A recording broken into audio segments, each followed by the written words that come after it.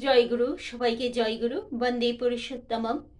তো রাইফেল ফ্যাক্টরির ম্যানেজার শ্রী কিরণ ব্যানার্জি দা একদিন শ্রী শ্রী ঠাকুরকে বললেন যে ঠাকুর, আমরা যে নিরামিষ খাবার খাই তার বেশিরভাগই তো শ্বেতসার জাতীয় খাবার। তা থেকে তো আমাদের ডায়াবেটিস হয়ে যাওয়ার সম্ভাবনা আছে। তখন শ্রী শ্রী ঠাকুর বললেন যে আসলে আমরা হজম করতে পারি না, অগ্নাশয় দুর্বল হয়ে পড়ে, আর তাই আমাদের তার ফল ভোগ করতে হয়। কিন্তু আমার তা মনে হয় না। যদি খাবারটা ভালোভাবে হজম হয়, তা কখনোই শ্বেতসার জাতীয় খাবার থেকে আমার শরীর বিধান খারাপ হতে পারে না। বলে শ্রী ঠাকুর বললেন যে মাছ মাংস কখনোই ভালো না। আর এটা আজ বুঝুক না বুঝুক, একদিন কিন্তু জগৎকে মানতেই হবে। শ্রী ঠাকুর বললেন যে মাছ মাংস খাওয়ার দরুন অতিরিক্তভাবে কোষ বৃদ্ধি হয়, যেটা কখনোই কাম্য নয়। আবার সবার শরীর বিধান সমান নয়।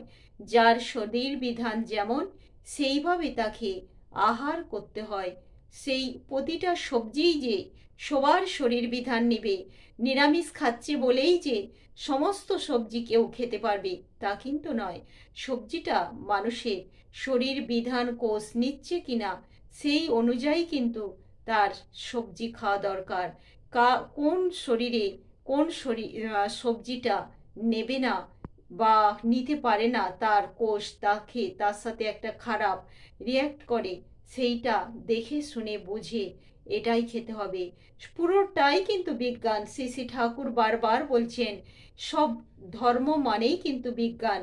আমাদের বাঁচা বাড়াটাও বিজ্ঞান, আমাদের জন্ম নেওয়াটাও বিজ্ঞান। বিজ্ঞানের বাইরে আমরা কেউ কিন্তু নই।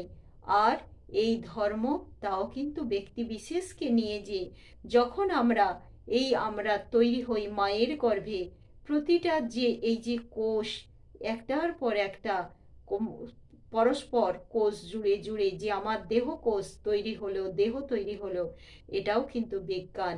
রাসায়নিক পদ্ধতিতে শরীরের মধ্যে যা কিছু ঘটছে, ঈশ্বরের দয়ায় বাবা মার দরুন যে শরীর আমরা পাই, তাও কিন্তু আমাদের সেই বিজ্ঞানের উপর নির্ভর করেই আমাদের কিন্তু এই জীবনটা দাঁড়িয়ে আছে। তাই ধর্ম আর বিজ্ঞান কিন্তু একসাথে পরস্পর জুড়ে আছে। আমরা ধর্মকে বাদ দিয়ে বিজ্ঞান পেতে পারি না, আবার বিজ্ঞানকে বাদ দিয়ে ধর্ম পেতে পারি না। এইটা দুটো কিন্তু পরস্পর একসাথে জুড়ে আছে। কারণ বিজ্ঞান যারা মানে, তার দিকে ধর্মকে তার দিকে মানতেই হবে।